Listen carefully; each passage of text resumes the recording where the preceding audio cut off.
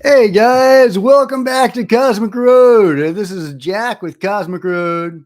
I talk about UFOs and the paranormal. Today we're going to talk about current news going around in the UFO community. There's a lot going on, some really interesting stuff, including possible Senate hearings, more UFO, UAP hearings on Capitol Hill, and this could be a game changer. So I mean, if we can evolve past where we were before with Bray and Moultrie and that sort of thing.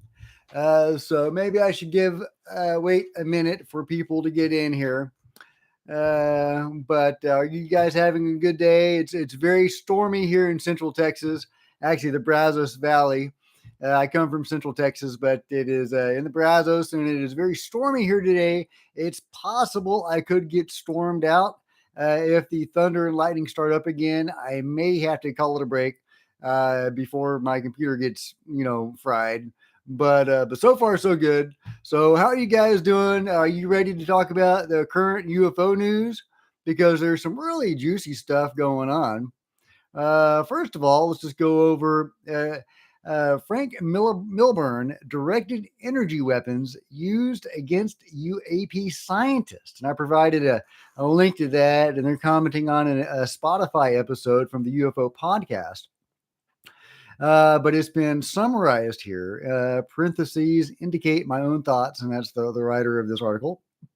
Former UK intelligence officer and paratrooper with more than 20 years of strategic and operational advice to Fortune 500 companies, aerospace, and government clients. He shares his interest in post quantum military technology, UFOs, UAPs, and geopolitics, and also international relations. He is also a member of SCU. Frank Milburn is focusing his investigations into directed energy weapons used against scientists in the UAP field. So, have UFO scientists been attacked by energy weapons? And if so, by who? Whom? These events are ongoing and have been reported to the highest levels of the American defense and intelligence establishment. Milburn personally knows a UAP anti grav scientist who was murdered. The directed energy weapons are responsible for the Havana syndrome. They can be deployed on trucks and are able to fry people through windows.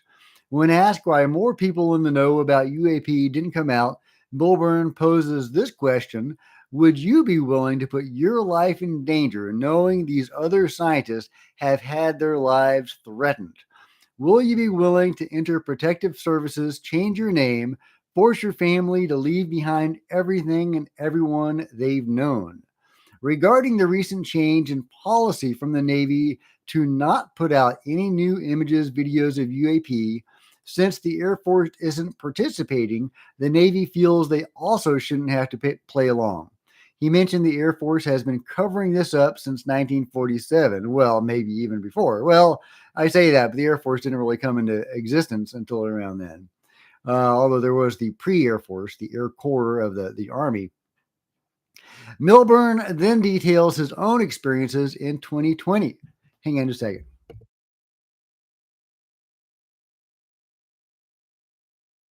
Sorry about that.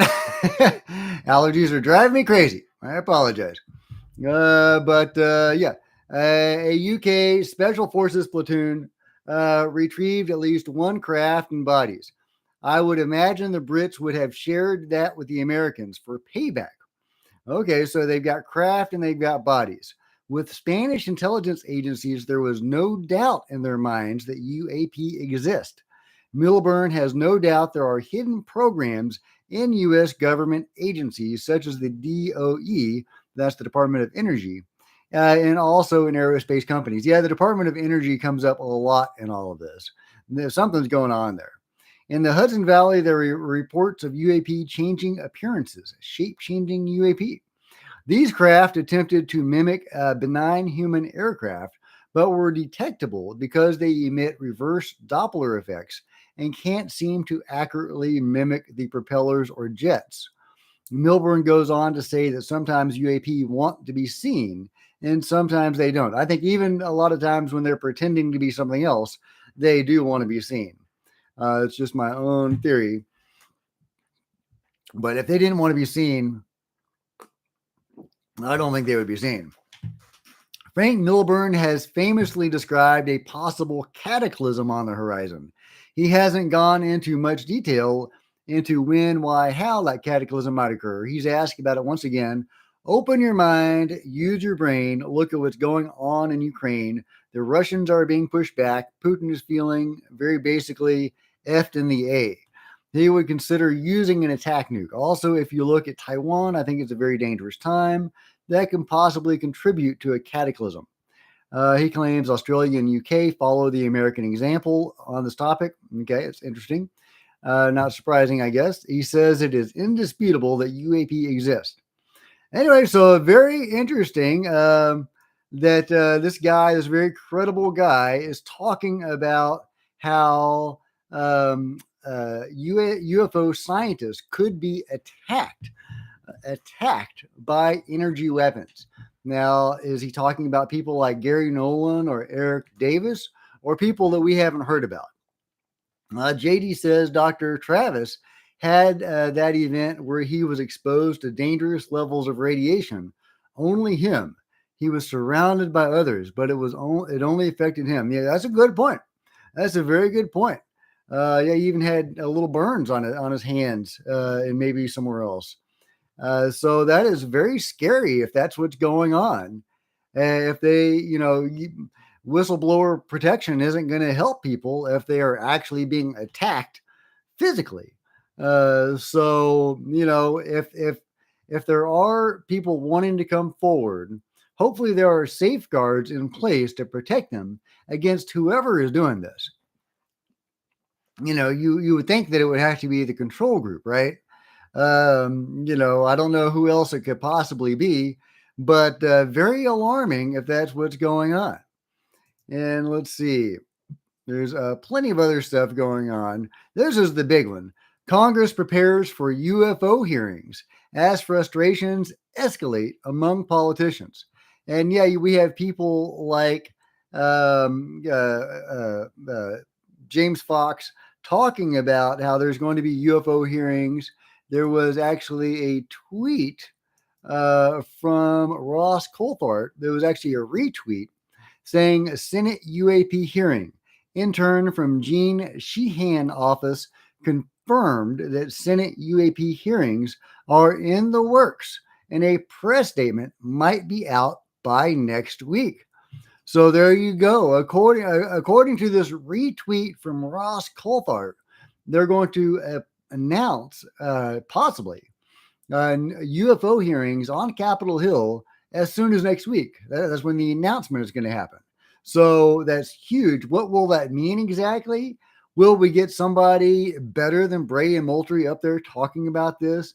If it's going to be Sean Kirkpatrick, I'm not expecting anything. He seems to be of the same feather as Bray and Moultrie as far as lying about the UFO issue and obfuscating UFO facts. He's only done a couple of things so far. The UAP report that came out a few months ago, and of course the scientific paper he wrote with Avi Loeb. And the UAP report was nothing but lies. There were only 3 items on it. There's no physical effects, and of course there are physical effects. There's no collisions, and there are collisions, believe it or not. Yeah, you wouldn't think these things that are so sophisticated would ever collide with anything. And I think that just goes to show how prevalent they are with the massive, overwhelming, omnipresent force of these things, how they are everywhere. Only a tiny fraction of them surely hit anything. But you only need a tiny fraction to get all the crashes and the collisions that we see. And that's because there's so many of them. According to that astronomy report from the Ukraine that I talked about a couple of days ago, where they were talking about the cosmics and the phantoms, and there were new videos of them, and it was really cool. And there was some new information about them too. Well, the chief scientist of the astronomical group in the Ukraine that was studying the UFOs says that they are ubiquitous. They are everywhere. So, and I don't even think he was talking about Ukraine specifically, although I don't know what data he could be looking at. But he did use the word ubiquitous. And that seems to dovetail very well with the Dragon information that we got from Project Leak, the Leak Project, where there's this guy that does these interpolations of videos showing these tiny UFOs that buzz any object, pretty much anything over 150 feet, whether it's a bird or a balloon or a plane. And they're attracted to anything that's flying in the sky. And they're very small, sometimes just seemingly a few inches or a couple of feet across, but they are all over the place. Now, the cosmics and the phantoms of the Ukraine seem to be a little bigger. We don't know how big they are because there's only one observatory looking at them, and to get to know that, you'd have to have multiple observatories triangulating these objects, and so that we can tell how big they are, how far apart they are, how far away they are, etc. But they're saying anywhere from 4 meters to, I think, it was over 30 meters. Yeah, over, maybe it was 40 meters. It was somewhere between 4 meters and 40 meters. It's a big range, but it's not a huge range. So it gives you some idea of how big those objects are. And then there's that thing that Russia may or may not have shot down. And then there's the UFO that was, or multiple UFOs that appeared during a speech that Putin gave, which is really interesting. It seems to suggest that the phenomenon is interested in the war that is taking place. Because I say that because we don't see the same sorts of cosmics and phantoms being reported everywhere else. The phantoms, we do see those. The cosmics, luminous, spherical objects. We see those a lot. The UFO sighting I had could be one of those, or could be described as one of those, whatever it was. I tend to think it was more metaphysical, but and that's what these things could be as well. So, but the phantoms, the dark objects that are like black holes, I don't really recall hearing about those before. And that makes me think that maybe something is new is going on in Ukraine, or the interest in the war going on there is different from the general interest that the phenomenon has. But anyway, let me read this article, just a few paragraphs from the Liberation Times, talking about how there's going to be Senate hearings. And very exciting. Liberation Times understands that members of Congress are preparing for public hearings regarding the issue of UAP. As previously reported by Liberation Times, multiple congressional committees may be involved. According to one source, certain politicians intend to hold UAP hearings before the summer recess. So, I mean, they're not even taking their time on this. This thing is something that's happening now. Summer is almost here. So very exciting. It said, however, it should be cautioned that until confirmed, outside events relating to fallout from criminal charges against Donald Trump or an escalation in the Ukraine war could threaten such hearings. Such events could divert the attention of Congress, the Pentagon, and the intelligence community. Liberation Times understands that Senator Kirsten Gillibrand and Representative Tim Burchett are keen to hold hearings with the Senate in the House. The possible spectacle of public hearings on the UAP issue comes amid growing frustrations publicly voiced within Congress. Last week, during a Senate Armed Services Committee hearing on Tuesday, Kirsten Gillibrand spoke out, questioning senior Pentagon officials, including Secretary of Defense Lloyd Austin, about the budget request for AARO, for the All-Domain Anomaly Resolution Office, tasked with investigating UAP. And I reported on that. I did a video about that. And I was impressed by how Senator Gillibrand was really pushing about that. She wasn't satisfied. Adam Schiff had one question that he asked Bray and Moultrie, if I remember correctly, and they gave him a BS answer, and he was very satisfied with that. He didn't push on that at all. But Kirsten Gillibrand is pushing, and I appreciate that, and I respect that. She says, I was disappointed that for a second year in a row, AARO was not fully funded in the department's budget request, understanding that we cannot get into specific budget figures in this forum. Can you discuss why AARO was not fully funded? And I heard somebody say that the budget might be like 30 to 40 million or something. If so, that would make it higher than OSAP, which I think was funded for only 2 years, if I'm remembering the Skinwalkers at the Pentagon book correctly, and it had a budget of 22 million.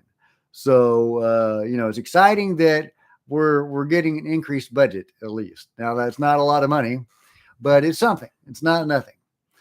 She says, Senator, or excuse me, this is the person addressing her. Michael McCord, the Undersecretary of Defense, he seemed to suggest that Ronald Moultrie, the Undersecretary of Defense for Intelligence and Security, had not relayed any concerns or requests for further funding. Of course, Moultrie doesn't request more funding. He doesn't want any progress on this issue. My God. Neither does Bray, neither does Sean Kirkpatrick. If Sean Kirkpatrick wanted progress on this issue, he wouldn't have teamed up with Avi Loeb to write that BS paper talking about how, oh, well, it can all be attributed to drones from some mothership. No talk about beings or abductions or anything. No, maybe there's something going on. Maybe some mothership seeded some drones, and that's all that's going on. And we should try to examine the phenomenon and study the phenomenon through the lens of conventional physics. Sure, that's going to get us somewhere. That's going to get us somewhere. Now, obviously, we have to use modern science to do what we can do, but we shouldn't view the phenomenon through the lens of what modern science is capable of and what it suggests in terms of physics. Makes me so mad. But yeah, so this joker that was replying to Kirsten Gillibrand said, Senator, I don't have any information from my colleague, Undersecretary Moultrie, that he needed additional funding in this area. It's a relatively new office. Yeah, new offices, they don't need any money. You don't need money to start with or to do what you're supposed to be doing. Sure, makes sense. We're standing up, so I'm under the impression that we have adequate funding for the relatively new state of this.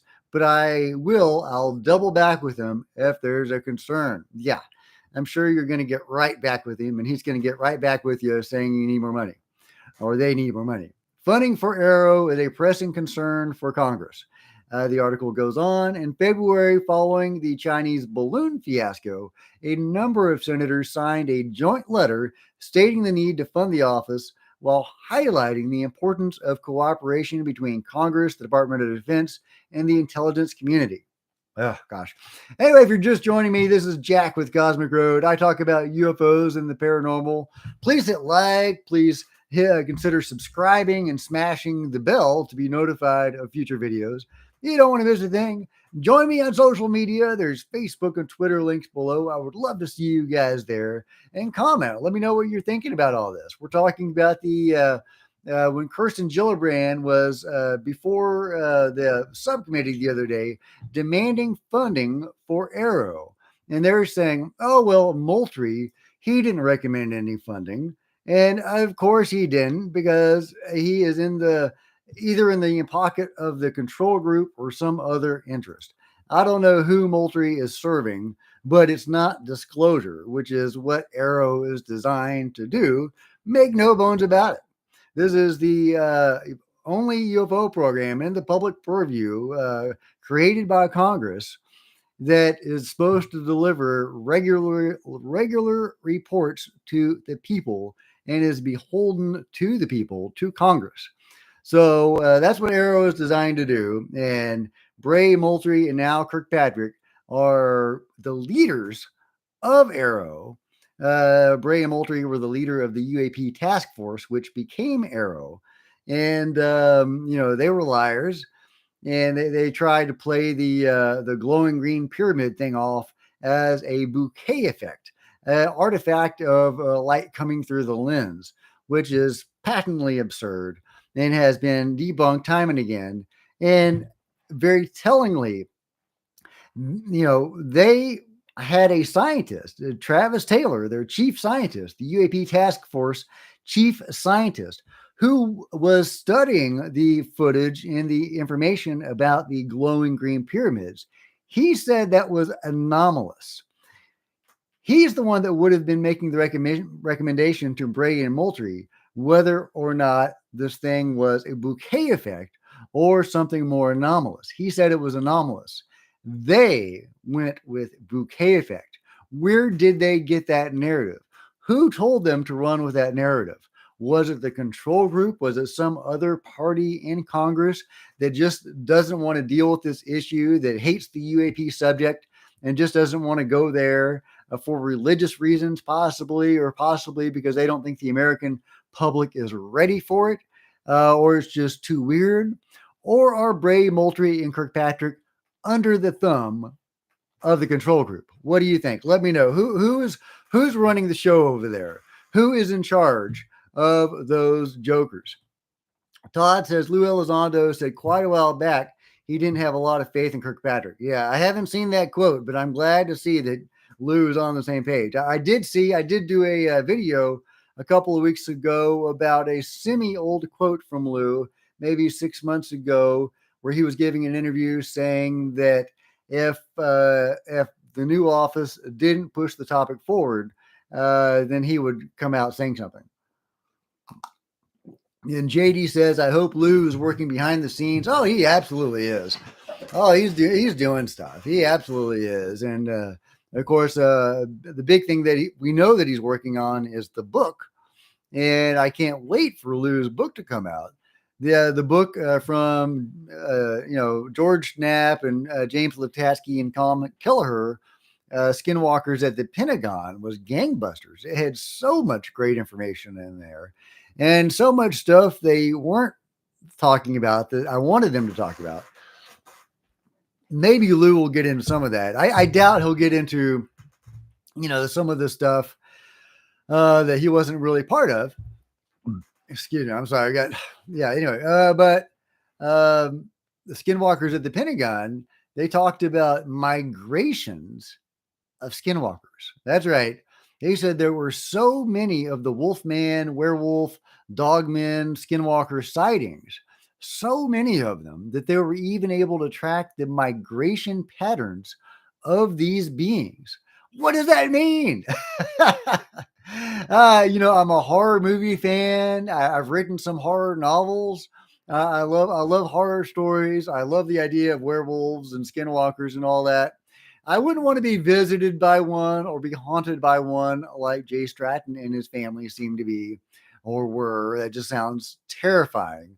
But the ideas of packs or, whatever, of werewolves essentially migrating and that being tracked by a government X-Files kind of office is just awesome. I just love it. I just really sparks your imagination. But yeah, I mean, that was one line in that book. Yeah, we were able to track the migration patterns of skinwalkers, and that's it. That's where George et al. Leaves that juicy nugget. You're not going to follow up on that? Come on, follow up on that. Well, where are they migrating? At least you could tell us what direction they were migrating in. Why would they be migrating? Why would werewolves be migrating? What? How does that make any sense, George? Make sense. Make that make sense, George. Put that in some sort of context, please. So I doubt Lou's going to go there because he wasn't really a big part of Skinwalker Ranch, although he is mentioned a couple of times in that book. And it's interesting. At one point, they say that, and I've heard this one or two other places, that Lou Elizondo might possibly have some either remote viewing training or some native psychic ability. Because there was apparently one episode during combat when he was able to save some people because he was able to foresee using psychic powers an attack from the enemy. So that's really interesting. I would love to learn more about Lou's remote viewing abilities. Was he trained? Because that opens up a whole new kettle of worms or can of worms. I guess we can do a kettle. Why not? Let's see. JD says they got the idea from the Seagull King. Yeah. You're right, JD. I think he was the one that originally advanced that. And the Seagull King, of course, is Mick West. I think he's the one that originally advanced that whole bouquet effect narrative. That's what the glowing green pyramids are. It was a bouquet effect. So yeah, I think that's exactly right, JD. And then other people ran with that, and then they saw that momentum of that narrative. They saw a way to debunk that story. So the leaders of the UAP task force were trying to debunk genuine UAP sightings and information. That's just horrifying. I mean, that's freaking horrifying. What the fuck? Sorry. ah! I understand Mick West is going to call it a seagull, but the directors of AARO or the UAP task force, they should not be trying to misrepresent genuine information and a genuine sighting with multiple sensors and multiple witnesses, credible military guys, the best sensors available. And they are calling it a bouquet effect, going against what their chief scientist said. So that was disinformation. The directors of the UAP task force were pushing disinformation, and Sean Kirkpatrick has continued that tradition admirably. So this whole thing was brought into being by a grassroots movement sparked by Lou Elizondo, Chris Mellon, and TTSA. Finally, engaged the public in a big way, got Congress involved. They created AARO. AARO was the ultimate fruition of Lou Elizondo leaving the government and going public. And they appoint people that are under the sway of the control group, apparently, to lead AARO. Of course they did. I mean, really, it makes sense. It makes total sense that they would do that. Of course they would. I mean, they're not about to let real information get out there. Not if they have a choice. But hopefully, now that we have Congress engaged, and people like Kirsten Gillibrand and Tim Burchett, who seem to be genuinely interested in this topic and pushing it forward. And you have straight laced guys like Matt Gaetz talking about how he was shown footage of or images of military jets intercepting a UFO. He didn't give any details about that. Did they escort it? Were they there to guide it? Were they shooting at it? Were they heading it off? Were they studying it? I wish he had gone into a little more details. He may not be allowed to. But yeah, so this has become basically a mainstream topic within Congress. And they are on this. So hopefully, if Sean Kirkpatrick continues being Sean Kirkpatrick, then they will get somebody else. Let's see. JD says either that or he is a reptilian or a hybrid. Mick West. Oh yeah. Let's see. Let me read it. Todd says maybe Mick West is the disinfo agent people on Twitter always accuse Lou of being. And JD says, yeah, either that, he's a reptilian or a hybrid. All possible. Everything's on the table. UFO Arc says that's amazing. Would there be any DNA evidence left behind by these creatures? Well, that's a great idea, a great thought. There apparently has been DNA left behind by Bigfoot. David Paulides of the Missing 411 had collected some samples from Bigfoot, and he sent it to a crime lab because he's a former police officer. And they came back saying that half of it was human, half of the sample was human, or half of the DNA was human, and half of it was other. And they had a very vast data bank of what it could possibly be, and they couldn't find it. It didn't seem to have come from Earth. So, and they said it was the female line, because that's kind of how genes work apparently, is you can tell the male line and the female line apart. And it was the female line that was human. And the male line, the originator of Bigfoot, the father of Bigfoot, was something else. So the mother of Bigfoot was human. The father of Bigfoot was something else. So we can get DNA from some of these anomalous beings. We know they have bodies of some of these aliens, or whatever they are.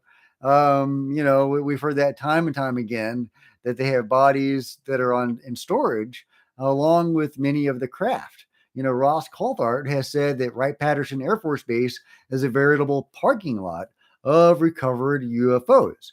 And that seems to be where they have various bodies as well, probably from various species.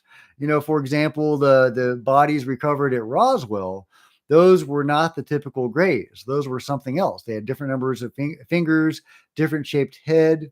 They were roughly the same size and shape as a gray, which is interesting. So could that be an off species, a splinter species? I don't know. But yeah, so that's a great question. So we should be able to study the DNA. I'm trying to remember my day after Roswell, where Colonel Corso discusses the autopsy of one of the beings. I think the one that was recovered at Roswell, and I don't remember if he talks about DNA. He talks about the physiological. I can't say it. Okay, I'm texting. Physiology. There you go. Physiology. He talks about the physiology of one of these beings and how they were their brains were electromagnetically aligned, and their skin seemed to work in harmony with their suits. They seemed to be designed to work with their suits to interact with the field generated by the ship itself. So they seem to have been artificially created beings, which is what you get time and time again with these smaller grays. And so yeah, we have DNA. Have we studied it? Surely somebody has. They're keeping that from us, but yeah, that information is out there. I guess we really need somebody that's not in the employ of the control group to do that. The migration of werewolves is the aliens messing with us. They seem to love messing with us. Yeah, they do. They do. You're right, John. No, I don't think that's the John Ramirez UFO arc. EMZ Will says, I'm a history buff. People have seen this stuff since forever. Yeah, you're right. And in fact, that was my first inclination to do this live stream on, was historical UFO sightings going back to the year zero, the year Christ was born, according to that model, but, I don't want to get into the Jesus stuff today. They are definitely playing with this. JD says they have been. This is why Jim Simivan keeps bringing up the Jin. Yes, that's absolutely true. There does seem to be a trickster element involved. John Ramirez says they need to tell Matt Gaetz more stuff. He has loose lips. Yeah, he does. He and Tim Burchett both have pretty loose lips. So yeah, get that stuff out there, guys. John Ramirez says octopuses are imported here too. Yes, very possible. Alexander Semito says the green pyramid anomaly UAP is debunked by those jokers, require explanation as to why. As to why can you expound on that a little bit? Why what? UFO arc says, John, do you think we are indigenous aliens? Alien Girl, hey, Alien Girl says, hey, Cosmic Family, how's it going? Glad to have you here. Yeah, if you haven't checked out Alien Girl's UFO channel, she has a really great UFO channel, Alien Girl 111. Oh, through a Glass Darkly is here too. Awesome. He says Watson and Crick hadn't discovered DNA yet. Okay, so you're saying back when the autopsy was done on the being that Colonel Corso is referencing, they wouldn't have known about DNA yet. Good point. Good point, Sean. Let's see. Hang on, Alien Girl, and let's see. Okay, I'm trying to get my DNA stuff right. And okay, so that may be true, right? That is, I'm sure you're correct. However, they still have the bodies, one would presume. So they still have the DNA. So somebody has access to this DNA that they could analyze, and surely they have done so, right? You would think. So, but no, it's a good point. Yeah, back then, back in the and by the time Colonel Corso was looking at this material in the '60s, they had that stuff, right? So, but I don't know when the report that he was reading and referencing was made in. It could have been made at the time, 1947. Let's see. JD says, Alien Girl, are you in Columbia? I wish. Also, where Bob Lazar lived, Albuquerque. Okay, cool. Love Albuquerque. JD says, oh, I thought you traveled with the guys. Foxy Twix says, oh, Alien Girl. Okay, you have seen your cat. Alien Girl, really great show. Through Glass Darkly says, exactly, talking about the DNA. Yes. Oh, Alien Girl is going to be in Roswell in the summer. Very cool. And John says UFO are definitely altered. I think alien mixed their DNA and blocked other abilities. I think dormant abilities are starting to come through. Well, that is very possible. And that's something that I get in my research a lot is the idea that we are going through some sort of shift or change. Call it going into the fifth dimension or the age of Aquarius or the shift or whatever. There's many different modalities of this evolution happening for Earth or humanity that the beings have talked about and the various experiencers, in fact, a lot of them have talked about. And some of them say it's good, some of them say it's bad, or some of them are just kind of alarmed by the possibilities. Some of them are very excited by the possibilities. And of course, that goes into the two silos of information that I always love to talk about. There's the Bud Hopkins, David Jacobs camp, and then there's the Dolores Cannon, Barbara Lamb camp of people who have researched and done regressions on alien abductees or contactees. And the Dolores Cannon, Barbara Lamb camp is very positive about the shift, about what's coming and what's the changes that are happening for humanity, and how we're going into the fifth dimension. We're raising our vibration, going into a positive state, and it's all very metaphysical and woo woo and warm and wonderful. And I really resonate with that, and that certainly seems to jive with my own experiences. So I really grok that absolutely 100%. I don't grok all the reincarnation stuff, which is tied up with that.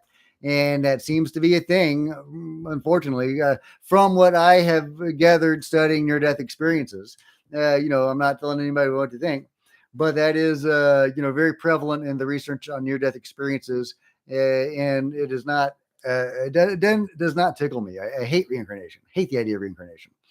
But there's the other, but the rest of that whole paradigm is very warm and very fuzzy. Where we're ascending to the fifth dimension, we'll all have psychic powers. We'll be filled with love. The world will be better, more filled with light, less filled with evil. And but then there is the other silo of information, the Bud Hopkins, David Jacobs silo, which seems to indicate that the beings have this hybridization program where they are creating hybrids to infiltrate humanity. And it seems like from the book Walking Among Us by David Jacobs, a really amazing book. I highly recommend it. Of course, you may never sleep again. But according to that book, he gives many different examples of his clients who have undergone regression, and they are contactees who have undergone the hybridization project, or they are the fathers and mothers of hybrids, and multiple hybrids. And at a certain stage in the program, the hybrids will come and live with them, and they will be trained. That's right. Their mothers and fathers, or the mothers and fathers of some hybrids, will train grown or growing hybrids in how to use the microwave, how to go shopping, how to do this, how to live how to live a daily life as a human being, and not aboard the saucer, not aboard the ship. And it's an adjustment for them, but it seems like that's part of what they're doing. They are infiltrating and blending in with human society. And all of this is in preparation for the shift. And the shift sounds kind of scary because many of the contactees and abductees have been trained in various things. And one of the things they've been trained in is crowd control during the event of the shift. When the shift happens, these contactees have been trained. There's some apocalypse going on, right? And these contactees have been trained and tried to and how to get herds of panicked people calm and going aboard the UFOs. So I mean, you could say that could be a good thing, right? Hey, they're here to help us. They're here to help us, and when the world goes to hell, they're going to save us. So it could be good. It could be sinister. Yeah. So, but that's the shift. And David Jacobs has a very kind of dark view on the shift. But the other silo of information, the Dolores Cannon and Barbara Lamb silo, is very positive and woo woo and mystical and warm and fuzzy and very lovey dovey. And I really grok that, except for the reincarnation. But yeah, so let's see. Troy says, "Do hybrids know they are hybrids?" Well, those hybrids know they are hybrids, right? They're the ones that are being trained by their the contactees and abductees, some of whom may be their fathers and mothers, but others probably don't. And there's a very good question that could be asked: how many of the contactees themselves could be said to be hybrids? Because that's what the beings have been doing, right? For generations, they have been doing, they have been conducting these abductions, in a line, a genetic line. If you're a contactee, it's very likely that one of your parents will have been a contactee and at least one of their parents, and so on. Occasionally, you'll even get both parents being a contactee. And so, but the beings seem to be tweaking the bloodlines over generations. So if they are altering people, I don't know if that's genetic or spiritual or how they're doing it, but they do seem to be making some changes to people. So, I don't know. I don't, I'm not knowingly a contactee or an abductee. So I would ask if there are any in the audience. Would you consider yourself a hybrid? Does that not resonate with you? Is that offensive to you, or is that a good thing in your estimation? So let me know if anybody is in the chat what you feel about that, because I don't want to speak for you, and I speak with great sympathy to all contactees and abductees. That sounds very scary, especially if it's the David Jacobs, Bud Hopkins model and not the warm, lovey-dovey Barbara Lamb, Dolores Cannon model, where they're teaching you how to read auras and learn psychic powers and hands-on healing and all that kind of stuff. Now, it could be that both are going on, and that for whatever weird reason, maybe because of the resonance of the particular researchers, the different contactees gravitate to either Dolores Cannon and Barbara Lamb, or Bud Hopkins and David Jacobs. Of course, Dolores and Bud have left this mortal coil, but anyway, yeah. So both of those could be true, and something is drawing those people to different researchers, who then pass on the results of that research. So is some manipulation going on there? That's what it looks like to me. So something is sending people to different places so that they will be putting out different information to confuse the issue. Both of them could be accurate in their own way, or neither of them could be accurate. I think that at least one is accurate, possibly both. Alexandra says, hybrids, you mean like Neanderthal who have mated with the human species? Well, something like that. JD, do they have souls? Do the hybrids have souls? Yeah, sure. Well, that's of course they do. Um, but that brings up a really interesting thing that comes up in the research sometimes, is that sometimes the beings seem interested in our souls, in our consciousnesses.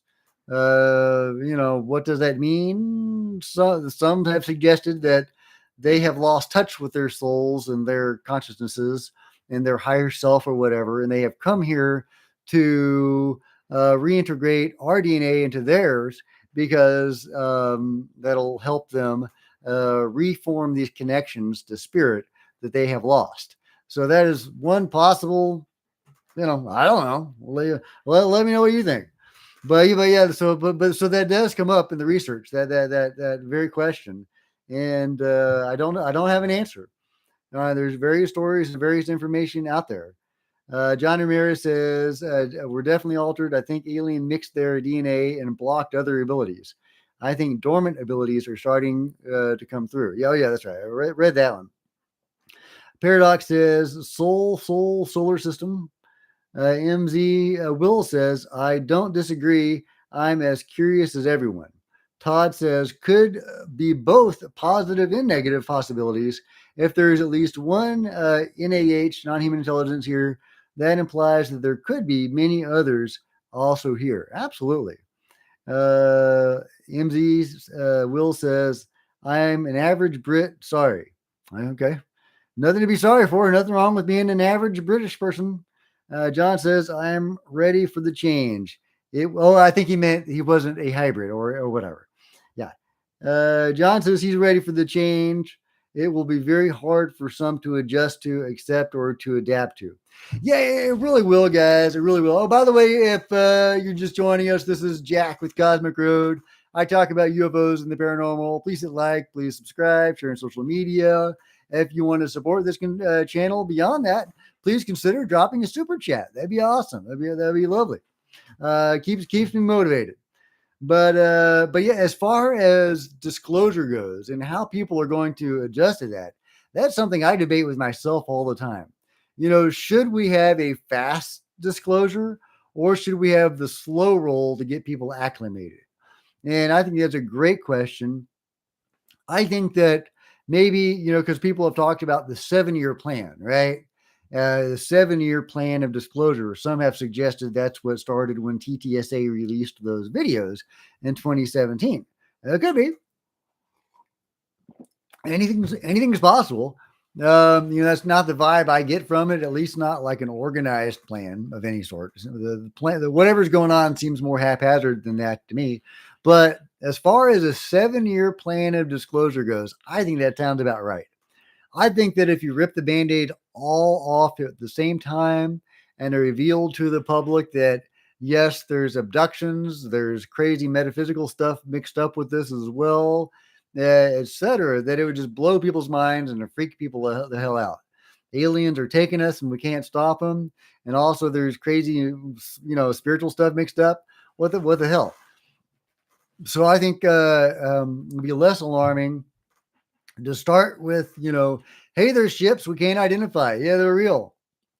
A couple years later, oh, by the way, yeah, we've been reverse engineering these ships. Oh, oops, sorry, we forgot that. Oh, maybe we found this old program. We didn't know it existed, but yeah, it's a thing.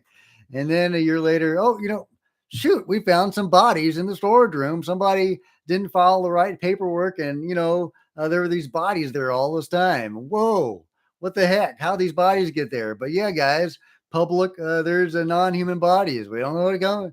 And then a couple years later, oh yeah, we've actually managed to communicate with some of these guys. Blah blah blah. And then unroll from there. But over a period of perhaps 7 to 10 years, reveal most of what there is to know to the public, thus giving them all the information without the mass panic that might ensue if you rip the Band-Aid off all at once. I think that makes sense. On the other hand, part of me just says, rip it off, man. We need to know. There are people that will die in 10 years or even next week that should have this knowledge. So, they've lived their whole life being lied to. Maybe they deserve the truth before they go, and waiting 7 to 10 years is going to keep people that really want to know in ignorance. I think about elderly, UFO researchers like Grant Cameron and Linda Moulton Howe, who deserve some closure and some truth within their lifetimes, if at all possible. So, I hope they live forever, but I'm just, saying. Troy says, are hybrids only with grays or with more types like mantis, werewolves? I think I may be part werewolf, Sasquatch, Pleiadians, etc. That's a great question. That's a great question. I'm trying to remember the research that I've done. If anybody here has a good answer to that, let us know. I want to say that I have heard of hybrids with Pleiadians. I think that's a thing. Uh, but I'm unsure of that. I'll be honest. I'm unsure of that. So if anybody, because you're right. You typically only hear about it with the Greys. And I've heard various explanations for why that is. The Greys themselves have given different explanations for that. Sadly, you can't trust what the beings say. All of this would be so much easier if we could trust either the government or the beings, or ideally build both, but we can't. And unfortunately, we can't because the beings do say different things to different people at different times. They generally seem to advance the same narrative, though. And that narrative is that the Graves, are weak. You have nothing to fear from us, and we need you. So they say that in various ways. They say, oh, we're a dying race that has come here from a distant solar system, or we're a dying race that has come here from the future. We're a dying race that has come here from a future that's also a parallel reality. And, we've come here and we really need you guys. We've lost touch with our humanity or whatever. And we need to reintegrate your DNA or there's different explanations for exactly why they need us. Some they have become too integrated into computers, into technology, and they are not as flesh and blood as they used to be, and they need to get some more flesh and blood DNA going. Um, and they have various other reasons, spirituality, um, yada yada yada. So yeah, they give different reasons for why they come here and why they abduct people and why they hybridize people, and that's why we can't trust them because they lie. Because not all of those reasons can be true, unless there's some confluence of realities where they all are true. And I don't discount that idea. I think that is entirely possible. I lean more toward the metaphysical woo woo stuff, and that it's all consciousness based, and that our consciousness can, in some way, shape reality. A lot of these encounters seem to be co created or working with one's consciousness. Like my own UFO encounter was definitely working with my own consciousness. It was not a mass UFO sighting, it was just for me. And it was working with stuff I had on my mind and soul. So, what does that mean? I don't know. I have no idea, but it's a great question. Through a Glass Darkly says, there will be no disclosure. We have no Martin. We have to Martin Luther. Yeah. Yeah. Well, that's what I said the other day. Maybe you saw that video, but yeah, I said that James Greer was the Martin Luther of ufology. I'm not a big fan of James Greer, but he has done some really good work in the past. And he has, more to the point, popularized CE5, which I contend is he is the Martin Luther of ufology because of that. Because there's the Catholic model, Catholic model in my analogy is that we have to go through the government. The Catholic model, you have to go through the priest to talk to God. And ufology has always been looking to the government, the White House, the UFO landing on the White House lawn, the president coming out with an announcement. Well, the Martin Luther Protestant model would be screw that. We're going to interact with the phenomenon directly. We have our own connection to God, or in this case, the phenomenon. We're going to go out there. We're going to do some CE5 and we're going to see what's up. We're going to say hello. We're going to have some hot dogs or vegetarian hot dogs. Maybe they don't like meat. Sometimes you get the reports that they don't like meat. But yeah, we are indeed going to Martin Luther it. I think that is probably the only way forward that I'm seeing right now. If people like Sean Kirkpatrick continue to lie, and we are in early days of AARO, there is still hope that people like Kristen Gillibrand and Marco Rubio and Tim Burchett and Matt Gaetz will be able to twist Sean Kirkpatrick's arm, or else get him replaced by somebody that actually cares about disclosure. So, but at the moment, I think you're right. I think you're right, Through Glass Darkly. It looks like we're going to have to Martin Luther it. That's what I've been doing. And I've got another UFO Skywatch. We're going to do CE5 with my MUFON group in a couple of weeks, weather permitting. And I'm always trying to have my own contact. And I've had some communications with the greater phenomenon, not with little gray guys. But, to me, it's all part of the same thing. So Through Glass Darkly says, word has it there are also intense discussions in government circles about the legal implications of disclosure. Yeah, good point. Massive lawsuits will result from companies who didn't benefit from tech when others did. Source is Whitley Strieber. Yeah, absolutely. Can you imagine the shitstorm that was going to come out when this stuff when the public and the private companies find out that this stuff has been happening all these low many years, and the lawsuits and just the whole wow, that's gonna be crazy to watch. That's gonna be crazy to watch, and another reason why they may want to discourage this stuff. JD says also lawsuits from people that suffered injuries and death. Yeah, that's right. That's right. And that's another thing that Sean Kirkpatrick lied about in the UAP report was he said there were no physical effects. Well, of course, there's physical effects. There's injuries. There's deaths. There's healings. There's obviously pregnancies. So yeah, lie, Sean Kirkpatrick. Yeah, Through the Glass Darkly says exactly, and assassinations. Yes, yes, indeed. Yes, indeed. Martin Luther, Troy says whistleblower pinning complaints, corruption info to a church door, causing massive dissension and spawned modern sects of Christianity, which ultimately decentralized authority and power. Yep, that's right. That's right. Thank you for explaining that. Lex Diaz says, I think the UAP topic will play a factor in upcoming elections in the United States. Oh, and UFO Arc says Steven Greer. I know, yeah, right. Me saying something positive about Steven Greer, unthinkable, unthinkable. But I do think that him popularizing CE5 and popularizing the notion and even establishing the protocols for CE5 for our direct personal communications with the phenomenon. Developing an app that people could use. Of course, he wants to make a buck off of it, but he has developed protocols that anybody can use, regardless of the app, and regardless of his own CE5 programs. Now, it's interesting that Stephen Greer does seem to have a genuine affinity with the phenomenon. He does seem to be able to reliably produce phenomenon, really interesting phenomenon. If you've seen that one movie that he did where he shows a lot of footage. Of course, if some flares drop, he's not above claiming credit for that as well. I don't think he actually staged that event. Some people think he staged that. I don't think he staged it, but he did seem to claim credit for flares.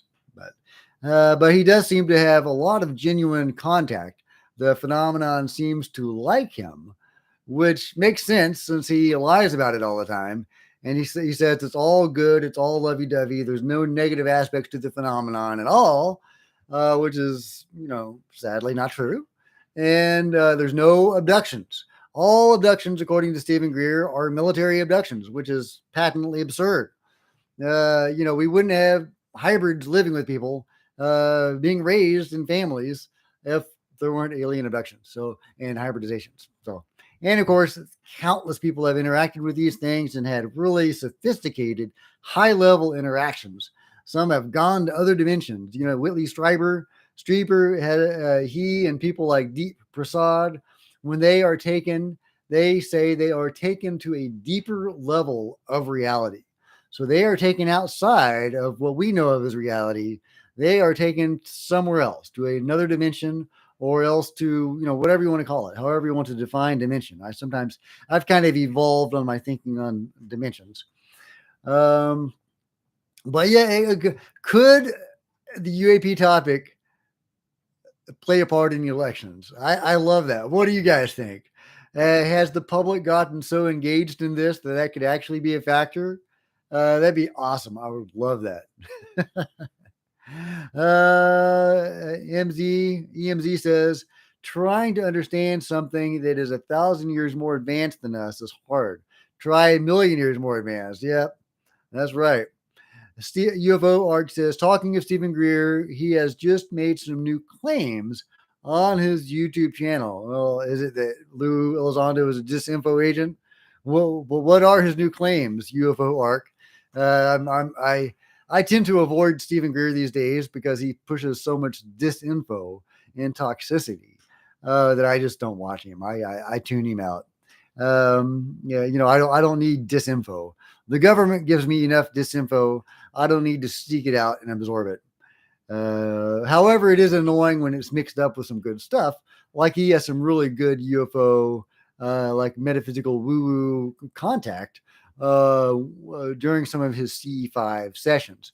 And I've had 3 C5 sessions so far, and 2 of them were kicked off by my Reiki instructor, who is amazing and is very good at sensing forces and energies. And she directed the CE5, or she kicked it off. I'm the one that, theoretically was leading it. And, but she's the one that made it work. And we had really great interactions both times. The second one could be argued to be more alien, more nuts and bolts, although it wasn't visible for most people. But the first one was very metaphysical and very woo woo. And it was amazing. I didn't have any experiences, but multiple people did. And that seems to be something similar to a little bit to what's going on in CE5 and Greer CE5 stuff. It's not all the nuts and bolts stuff. You see these weird ghostly beings and stuff coming through, and these beings of light. Very cool what Steven Greer has been able to do. As much as I not a fan of his. I'm not somebody that's going to be black or white. It's not like if I hate somebody, I hate them. I'm willing to show the good points and the bad parts of people, even people like Greer, who spreads nothing but or almost nothing but disinfo and toxicity.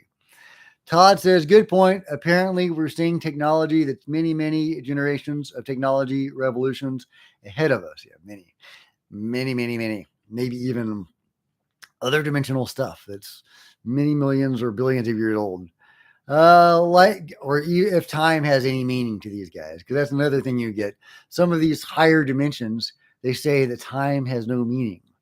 It's weird. It's weird. UFO Arc says, I agree with you on this. Steven Greer does bring this to a big audience, though. He does. He absolutely does. And, love him or hate him, he has gotten a lot of people engaged in this. Unfortunately, he gets people engaged and then feeds them disinfo and gets them geared toward a certain thing, toward hating Lou and disbelieving alien abductions, thinking it's all the military, which is absurd. I mean, can you imagine the scale of the operation? According to the Roper poll conducted by Bud Hopkins, David Jacobs, and I think John Mack in the 90s, it indicated that 2% of the world population were alien abductees. And, ongoing. So, many, many, many, many tens or hundreds of millions of people. And David Jacobs has said they actually fudge those numbers downward because the real numbers were too extravagant and nobody would believe it or want to believe it. And the real numbers were about 5%.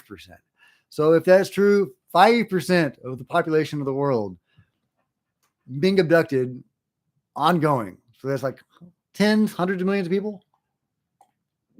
There's a lot of people, guys. There's a lot of people. So just imagine that all being done by the military, right? You can't, no. So, good try, Steven Greer. So, that's why Steven Greer is so dangerous. That's because he plants lies in people's heads, and then people believe it and think it's something other than it is. And it can take years for them to have to deprogram from that original default setting. They've just heard about UFO. Somebody tells them to watch Steven Greer. So they watch Steven Greer. He says it's all the military and all alien contact is good. Now, I have to say this real quick because I don't want to bang on the phenomenon as negative drum. I really don't. I really don't. All of my interactions with the phenomenon, most of them are what I call the greater phenomenon, have been very positive, very positive. I've only had one negative interaction with a greater phenomenon, and I'm including the metaphysical stuff in that because it all seems to be tied in together. I've only had one negative experience, and that was one that I sought out myself, ghost hunting. And when you seek out negative entities, there you might find a negative entity. So that was, my bad for doing that. But so I don't want to say the phenomenon is negative. I think that Steven Greer has a very good point when he portrays the phenomenon as positive. I think that it's healthy to portray the phenomenon as largely positive, in part because it generally seems to be. Also, because we seem to co create a lot of these experiences. So we want to have positive experiences. So we want to go into CE5 in a positive mentality. So I don't want to plant any negative thoughts in anybody's heads. If you want communication or contact with the beings, go into it positively and thinking well of them. And that's what Steven Greer does. Unfortunately, I think he goes too far. He goes so far that he puts blinders on himself and he puts blinders on other people. And I really don't appreciate that. You have to look at the good and the bad while trying to be positive because the positive is very true and very real. And that's almost all of my interactions. So anyway, this is Jack with Cosmic Road. Please hit like, please subscribe, share on social media, join us in the chat, or leave a comment below if you're watching this later. If you want to support the channel, please consider leaving a super chat or buy one of my books. I'm a novelist. There's one of my books right there. Link in the description. And Through Glass Door says not a factor. Let's see. I think I missed what he was talking about. Sean, what were you talking about? EMZ Will says we are at a time in history with our technology. We see others. Lex says yes. And Through Glass Darkly says the $2 billion bribe is my favorite Steven Greer story. What's the $2 billion bribe? I don't know that one. Let me know what you're talking about. Yeah, $2 billion bribe. What? Yeah, I don't know. I don't know. No, nobody's tried to bribe me with $2 billion. I might be susceptible. I don't know. $2 billion is a lot of money. But yeah, so Steven Greer, very complicated figure in ufology because he has done a lot of good, like the UFO Congress, the mock Congress that he staged, like in 2001. And there's so much good that he has done over the years, but he has fallen into this weird groove. Anyway, Troy says Greer says he was offered black ops money in exchange for silence. Was that the two billion? It wasn't. Okay, Through the Glass Darkly says he claims the head of Army intelligence offered him $2 billion to shut him up. That's crazy. He's crazy. He's making stuff up. Gotta be. I don't believe that for a second. Nobody offers $2 billion to shut somebody up. Yeah, you know how much an assassin costs? I mean, come on. The Army's not going to pay that much. That's crazy. That's crazy. Yeah. Through Glass Darkly says that's 1/70th of the entire defense budget. Troy says, I believe they will kill Greer before giving him a dime. Yeah, exactly. They're not giving anybody $2 billion. No. I mean, if he had said maybe $1 million or 2 million, maybe I'd believe that. Maybe 10 million, but yeah, 2 billion. That's crazy. So Through the Glass Darkly says correction. It's actually 35th. So even bigger. So that's crazy. Yeah, Greer has lost it. He has just kind of flipped the lid in the last few years.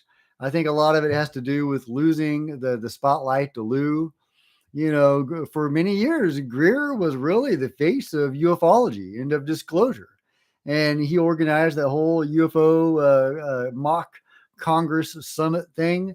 in 2001, and he was the guy that did that, and he really enjoyed being that guy, Mr. Disclosure, and having a genuine connection to the phenomenon as he seems to have, and I appreciate that.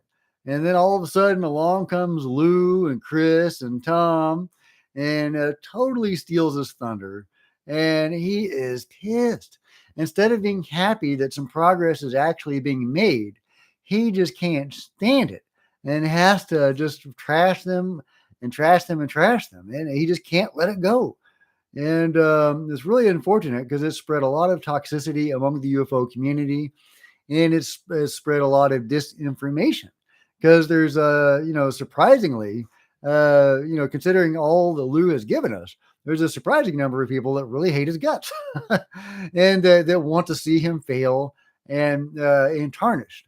I hate to talk badly about John Greenwald because I think that he has done a lot of good for the community, but when I dared to suggest that maybe he should go easier on Lou, he blocked me on Twitter. So sorry, John. You're nuts. You're nuts. I mean, it's okay if you don't like Lou or if whatever, if you think he's a disinfo agent, but to just carry that to an extreme, like some people have, like Stephen Greenstreet, they're just nuts. I mean, Lou is the best thing that's ever happened to UFO disclosure. But of course, that's why Steven Greer hates him. Now, yeah. JD says he's so jealous. EMZ says George Adamski deja vu. Okay, I know who George Adamski is, of course. Can you expound on your point a little bit? I'm not quite getting the connection. Are you saying that Steven Greer is the George Adamski of the modern ufology? Because I can see that because George Adamski did have a very lovey-dovey view on everything and of the beings. So I can get that. I totally get that. All right, guys. Well, it's been going on for over an hour. Does anybody have anything they'd like to talk about before I go? We'll see if there's any final points. Talked about the UFO Congress. Oh, this is kind of juicy from anomalyalien.com. Canadian ex-minister says that the aliens and the Illuminati are real. I can't remember if I provided the link to this. Conspiracy theorists may have constantly argued the existence of the Illuminati for centuries, but a former defense minister of Canada has claimed that the secretive group indeed runs the world from behind the scenes for the New World Order. And this is, of course, Paul Hillier, who is now 94 years old. I honestly didn't know he was still alive. But Paul Hillier has been an advocate for UFO transparency and in telling people that the government is up to something and knows stuff, the Canadian government, about UFOs, and that UFOs are real. And he's been kind of a cool voice to have. And he is saying, and he's generally considered a credible guy, he is saying the Illuminati is real. So, he said that aliens are real. Now Paul Hillier is saying the Illuminati is real. And I just wanted to share that with you. It's crazy. That's nuts. And I'll give you the link because I don't think I provided a link to that. I'll just tell you what it is. It's anomalyalien.com. Canadian ex-minister says that the aliens and Illuminati is real. So anyway, just crazy. So, I love Paul Hillier because he has been on this for a while and has been an advocate for disclosure for a long time and getting some information out there. And so I thought he had died too. So I'm wondering if this is an older article. It was published very recently. It's a very recent article, published on the 12th of this month, or the 12th of last month, or the 12th of this month. That'd be a good trick. But it was the 12th of last month. So, and it claims that Paul has recently said this and that he's now 94 years old. So again, we probably need to fact check that he's actually still alive. But I thought that was really interesting. I don't know anything about the Illuminati. I've never read anything about them. That seems like a rabbit hole that I've never really wanted to go down. But whether the Illuminati exist or something, it seems like something approximating the Illuminati probably do exist. Whether that's the Masons or whatever they are, there is certainly some secret group somewhere that knows some stuff and has been around for a while and may or may not have noble intentions. So Troy says, do we know what the secret program's ultimate goal is? Is it to create SHIELD or Hydra? Great question. Hydra is, I love Hydra because it seems to have been based on something real, inspired by Operation Paperclip. When all the Nazi scientists came over at the end of World War II, of course, they put their own twist on it, that they were all secretly still Nazis and evil and had crazy, fantastic technology. And of course, that may all be true. So who knows what's really going on with the Operation Paperclip guys, and what that has morphed into within the government over the decades. Is Hydra still a thing, or is Hydra a thing? I should say. I don't know. I think that's a good question. I don't even think that's a crazy question. I think that's a totally legit question. Where's Captain America? George Dempsey got his ego involved to the truth like Greer. Yeah, I can see that. Okay, that's a good analogy. Wills. Rick Roberts say, hello, Jack. Yes, I liked. Oh, thank you, Rick. Appreciate that. Avenger Initiative. Yep, absolutely. JD says, enjoyed your video with Through Glass Darkly and subscribe to him too. He's got a great channel. Really recommend Through the Glass Darkly. It does fantastic interviews. You are the best, Jack. Still have to read your book. Go read my books. Foxy Twig says, big fan of your channel. Keep it up.